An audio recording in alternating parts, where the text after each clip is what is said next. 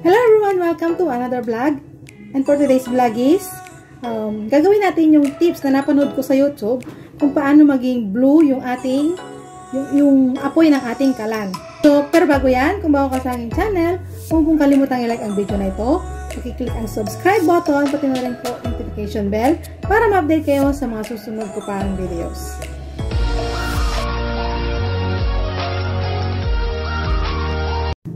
So yun nga guys, gagawin natin yung tips na napanood ko sa YouTube kung paano gawing kulay blue yung apoy ng ating kalan.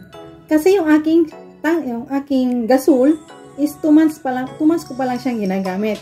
So na mga problema ngayon ako kung bakit siya nag-uuling. Yes, nag-uuling po yung aking kaldero, yung aking mga kaserola. Nag-uuling po siya tuwing magluluto ako. Kahit yung nalulutuin ko lang is yung tubig, mga 5 minutes lang yun. Pagkatapos ng maluto yun, ang daming uling doon sa paligid nung aking kaserola. So, para rin ako nagluluto doon sa uling na kalan. So, ngayon, ang ginawa ko is, naghanap ako sa YouTube kung paano gawing blue yung ating apoy. Kasi pag blue po yung apoy ng ating gasol, hindi po siya mag-uuling. Kapag yellow or red, ang ating apoy sa gasol, yun po yung nag-uuling. So, ngayon, yung apoy ng aking kalan is kulay yellow po siya. So, yung napanood ko sa YouTube, ang sabi niya is, pag ganun daw ang kulay ng ating tangke o chalane, o yung ating gasol, ibig sabihin daw po is kulang sa hangin. Dapat po is pantay yung hangin tsaka gas na papasok doon sa ating burner. Para kulay blue daw po siya. Hindi naman siya blue na blue, kundi merong blue, tapos merong konting yellow sa ibabaw niya. So, tatry natin siyang gawin ngayon.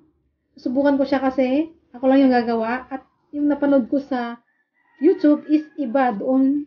Iba yung nandoon sa YouTube, nagasol, iba yung nasa akin. So, ito-try ko lang siyang gawin. So, titingnan natin kung hindi na siya mag-uuling. So, tara, gawin na natin. So, ito guys, yung aking gasol. Isang burner lang siya. Kung makikita nyo guys, yan. Ayan siya guys, oh. Puro uling siya. Ayan, puro uling. Niluluto ako yan, nag-uuling siya dyan. Yung mga kaserola ko din, ayan, may uling-uling na siya, ayan. Kiss ko lang ng steel wool, kaya wala.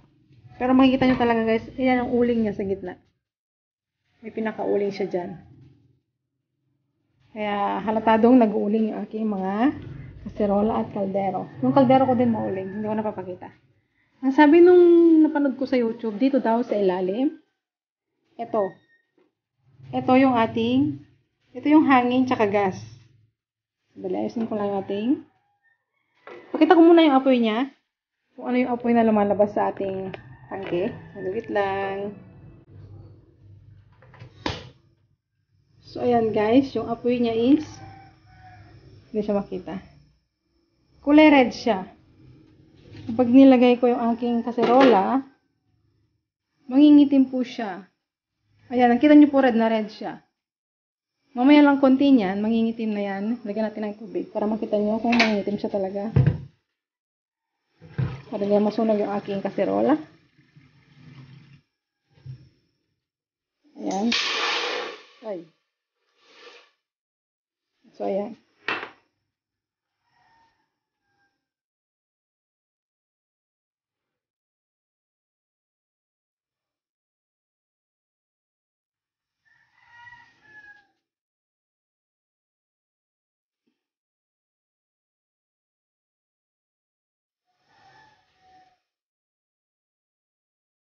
Try natin tingnan kung umuling na ba siya.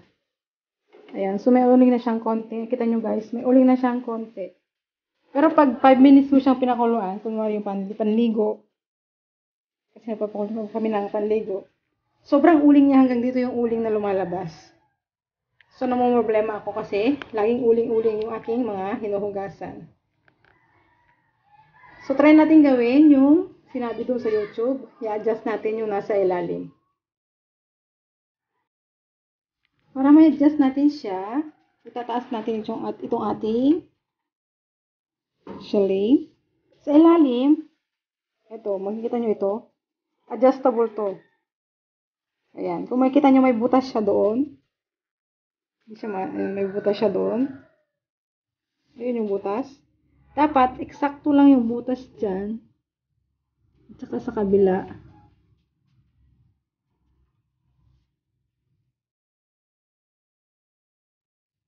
Para, pag in-adjust mo siya,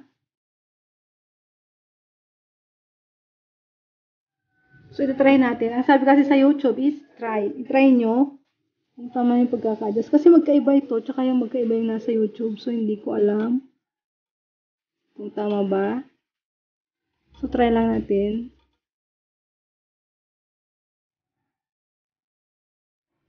Kasi ito yung hangin tsaka gas daw.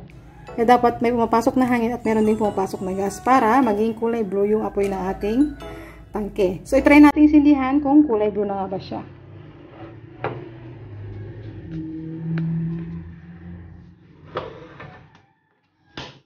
So, ayan.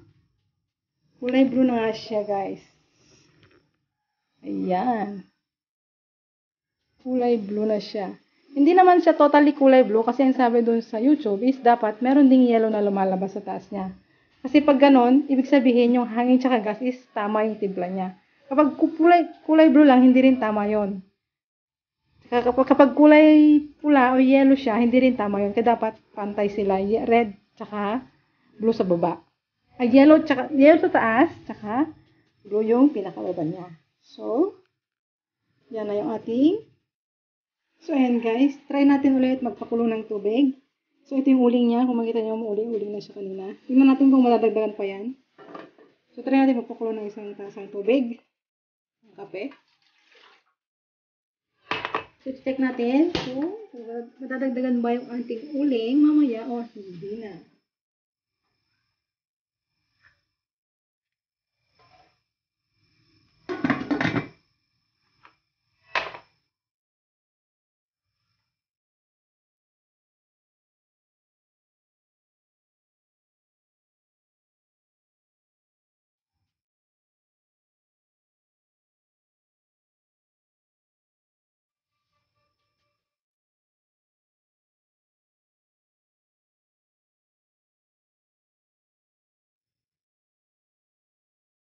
So, tingnan natin sa kabila. So, ayan. Sana pala hinugasan ko para kitang-kita ano kung may magkakaiba. Pero parang hindi naman na siya dagdagan kasi pag nagpapakulo ako ng tubig guys, kahit hindi pa kumukulo yung tubig ko, dito sa gilid niya dito, napakaitim na niya. Pero ngayon guys, na-adjust na natin siya, hindi siya masyadong maitim. Hindi ko mapansin kasi nga, hindi naman natin hinugasan kanina. Pero hindi na siya ganun kaitim, katulad nung dati na. Maitim na maitim. Papakita ko sa inyo guys yung pinanghugas ko kaninang tanghali sa aking kaserola. Ito siya guys oh. Kita nyo guys, napakaitim. Papalitan ko na nga ito eh. Pinalitan ko na siya. Ito na yon, luma ko. Pinalitan ko siya ng bago. Kasi sobrang itim na niya. Kakakuskus ko dyan sa aking kaserola. So yan, tingnan natin kung kumulo na siya. Kumulo na, mainit na. Patayin ko na guys.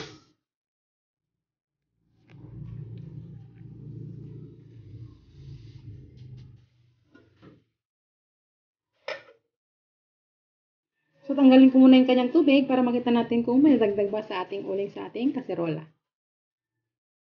So, ito na yung ating kaserola. So, ayan guys. Mukha namang walang nadagdag. Napakaitim na ng ating kaserola. Mukha namang hindi siya nadagdagan. Siguro mukha. Kasi dati, pag nagpapakulo ko talaga, sobrang itim niya. Kaya namumroblema ako dati. Pero ngayon, okay na siya. Kung mag-uuling pa siya ng konti, siguro i-adjust na lang natin siya ng konti pa. Para achieve natin yung hindi na masyadong mauling yung ating kaserola. So, I hope na may tutunan kayo sa video na ito. Huwag niyo pong kalimutang i-like, i-share, at pag-click yung subscribe button, pati rin po yung notification bell para ma-update kayo sa mga susunod ko pang videos. And this is Mama Jing. See you in my next videos. Bye!